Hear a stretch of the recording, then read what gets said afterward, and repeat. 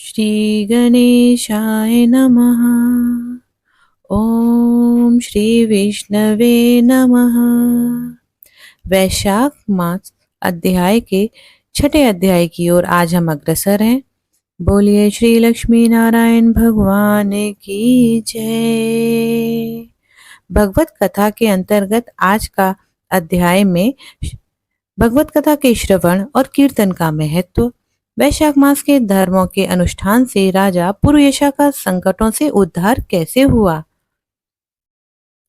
परमपिता परमेश्वर को नमस्कार करते हुए बढ़ते हैं आज के अध्याय की ओर। श्रुतदेव बोले, मेष राशि में स्थित सूर्य के रहने पर जो वैशाख मास में ब्रह्म मुहूर्त में स्नान करता है और भगवान विष्णु की पूजा करके इस कथा को सुनता है, वह सभी पापों से मुक्त हो जाता है। गोदावरी के तट पर सुब्रह्मण्येश्वर क्षेत्र में महर्षि दुर्वासा के दो शिष्य रहते थे, जो परमहंस ब्रह्मनिष्ठ उपनिषद विद्या में पारंगत थे और इच्छा रहित थे। वे केवल भिक्षा मात्र से अपना जीवन यापन कर रहे थे और गुफा में निवास करते थे। उनमें से एक का नाम था सत्यनिष्ठ और दूसरे का नाम था तपोनिष्ठ। वे दोनों ही इन नामों से लोगों में विख्यात थे। सत्यनिष्ठ सदा भगवान विष्णु की कथा में तत्पर रहते थे।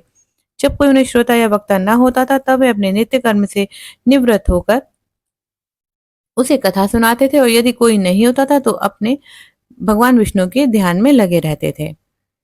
वे अत्यंत दूर के तीर्थों और कथाओं को सुनते थे और सभी तीर्थों और देव मंदिरों को छोड़कर कथा विरोधी कर्मों का परित्याग करके भगवान की दिव्य कथा सुनते थे और श्रोताओं को स्वयं भी सुनाते थे। कथा समाप्त होने पर सत्यनिष्ठ अपना कार्य पूरा करते थे। कथा सुनने वाले पुरुष को जन्म मृत्युमय संसार बंधन की प्राप्ति होती है, उसी के साथ अंतःकरण की शुद्धि होती है। भगवान विष्णु में जो अनुराग की कमी है वह दूर हो जाती है और उनके प्रति प्रेम अनुराग बढ़ जाता है। साथ ही साधु पुरुषों के प्रति सौहार्द बढ़ता है। यह वेदों में अनेक प्रकार से बताया गया है कि जहाँ भगवान विष्णु की कथा होती हो वहाँ साधु पुरुष न रहते हो, ऐसा हो नहीं सकता। वह साक्षात गंगा तट के समान है। निसंदेह जिस देश में तुलसी नहीं वहाँ भगवान विष्णु का मंदिर नहीं, ऐसा स्थान निवास करने योग्य ही नहीं है।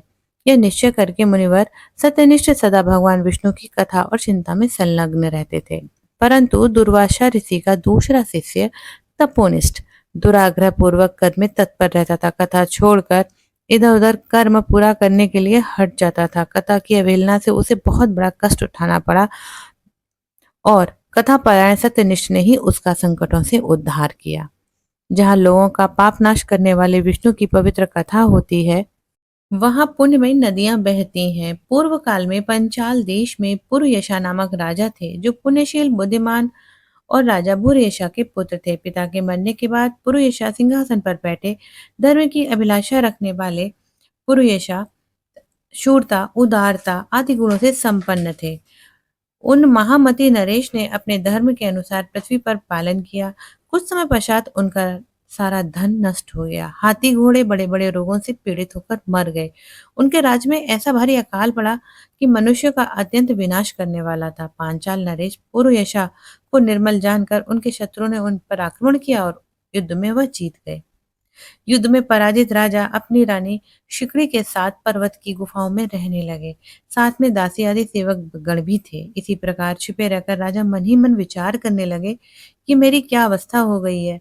मैं जन्म और कर्म से शुद्ध हूँ, माता और पिता के हित में तत्पर रहा हूँ, गुरु भक्त, उदार, ब्राह्मणों का सेवक, धर्म परायण, प्राणियों के प्रति दयालु, देव पूजक, जितेंद्रिय हूँ। फिर कौन सा ऐसा मैंने कर्म किया है जिसके कारण मुझे इतना दुख और दरिद्रता प्राप्त हुआ है? किस कर्म से मेरी पराजय हुई है? चिंता से व्याकुल होकर राजा ने अपने गुरु मुनि श्रेष्ठ याजक और उपयाजक का स्मरण किया। राजा का याद करने पर और आवाहन करने पर दोनों ही मुनीश्वर वहां उपस्थित हुए। उन दोनों को देखकर पंचाल नरेश बहुत प्रसन्न हुए और उनके चरणों में अपना मस्तक रखकर प्रणाम किया। वन में पैदा होने वाली शुभ सामग्रियों के द्वारा दोनों का पूजन किया और पूछा, हे गुरुदेव, किस कर्म के प्रभाव से यह दरिद्रता, कोष हानि और शत्रुओं से पराजय प्राप्त हुई है? किस कारण से मेरा वनवास हुआ है और ऐसा मैंने कौन सा कर्म किया है जिस कारण मुझे इतना बड़ा दुख प्राप्त हुआ है? राजा के कहने पर दोनों मुनि कुछ देर ध्यान मग्न रहे और फिर बोले, हे राजन, पहले तुम 10 जन्मों तक महापापी व्याध रहे हो। उस तुम लोगों के प्रति क्रूर और हिंसा परायण थे। तुमने कभी लेश मात्र भी धर्म का अनुसरण नहीं किया। इंद्रिय संयम तो तुम में था ही नहीं। तुम्हारी जिह्वा किसी प्रकार भगवान का नाम न लेती थी। तुम्हारा चित्त गोविंद के चारों चरणों में चिंतन नहीं करता था और तुमने कभी मस्तक नवाकर परमात्मा को प्रणाम भी नहीं किया। दुरात्मा व्याध का जीवन व्यतीत करते हुए तुम्हारे 9 जन्म पूरे हो गए। 10वां जन्म प्राप्त होने पर तुम पर्वत पर पुनः व्याध हुए। व्याध अर्थात चीता। वहां पर भी तुमने क्रूरता के समान ही तुम्हारा व्यवहार था। तुम्हें मनुष्यों के लिए तुम यम के समान थे। न दया थी न भावना थी।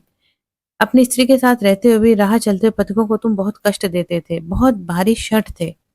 इस प्रकार हित को न करते हुए तुमने बहुत वर्ष व्यतीत किए हैं। जिनके छोटे छोटे बच्चे थे तुम उनका वध कर देते थे। दयाहीन दुर्बुद्धि थे, इसलिए इस जन्म में तुम्हें कोई पुत्र प्राप्त नहीं हुआ। तुमने सबके साथ विश्वासघात किया है, इसलिए तुम्हें कोई सहोदर तुम्हारा भाई नहीं हुआ। राह में तुम्हें सब पीड़ा देते रहे हैं, इसलिए इस जन्म में तुम मित्र रहित हो। साधुओं के तिरस्कार करने के कारण तुम्हारी पराजय हुई है। कभी न दान देने के कारण तुम्हारे घर में दरिद्रता का प्रभाव पड़ा है। तुम्हारे क्रूर कर्मों के फल से ही तुम्हें इस जन्म में ये दुख प्राप्त हुआ है। तुम्हारा राज्य भी छिन गया। वैशाख मास की गर्मी में तुमने स्वार्थवश एक ऋषि को दूर तालाब बता दिया और हवा के लिए एक पलाश का सूखा पत्ता दे दिया। बस जीवन में इसी एक पुण्य के कारण तुम्हारा यह जन्म पवित्र राजवंश में हुआ है। यदि तुम सुख, धन, राज्य, धन्य आदि संपत्ति, स्वर्ग, मोक्ष चाहते हो तो सायुज एवं श्रीहरि के पद की अभिलाषा रखते हो तो वैशाख मास के धर्मों का पालन करो। इससे सब प्रकार के सुख पाओगे। इस समय वैशाख मास चल रहा है और आज अक्षय तृतीया का दिन है। आज तुम विधि पूर्वक स्नान, भगवान लक्ष्मीपति की आराधना करो।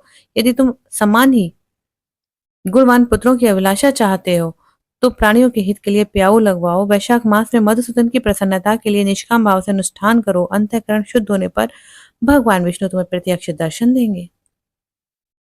राजा की अनुमति लेकर दोनों ब्राह्मण पुरोहित याज उपयाज जैसे आए थे वैसे ही चले गए। परंतु गुरु मुनियों से पुरेशा ने जो सीखा, वैशाख धर्म का संपूर्ण धर्मों का पालन किया, भगवान मधुसूदन की आराधना की और सभी धर्मों में तत्पर हो गए। उसके पश्चात उन्होंने विभिन्न देशों का मार्ग आश्रय लिया। विजयी पांचाल राजा भागे हुए राजाओं के कोष से करोड़ों घोड़े, करोड़ों हाथी और खच्चर इत्यादि उन्होंने जीतकर अपनी पुरी में पहुंचाया। वैशाख धर्म के महात्म्य से राजा अपने मनोरथ में पूर्ण हुए और पांचाल देश में अनुपम सुकाल आ गया। भगवान विष्णु की आराधना से, भगवान विष्णु की प्रसन्नता से इस वसुधा पर एक क्षत्र राज्य हुआ और गुरुता, उदारता आदि गुणों से युक्त उनके 5 पुत्र हुए जो दृष्टकीर्ति, दृष्टकेतु, दृष्टुम्न, विजय और चित्रकेतु नाम से प्रसिद्ध हुए। वैशाख मास का प्रभाव निश्चय रूप से पुरुषा के जीवन पर पड़ा और उनके इस धर्म से संतुष्ट होकर भगवान विष्णु ने अक्षय तृतीया के दिन उन्हें प्रत्यक्ष दर्शन दिए। बोले श्री विष्णु भगवान की जय। बोले श्री राधा रानी सरकार की जय। इसी के साथ हमारा 6वां अध्याय समाप्त हुआ। जय जय श्री राधे। हर हर महादेव।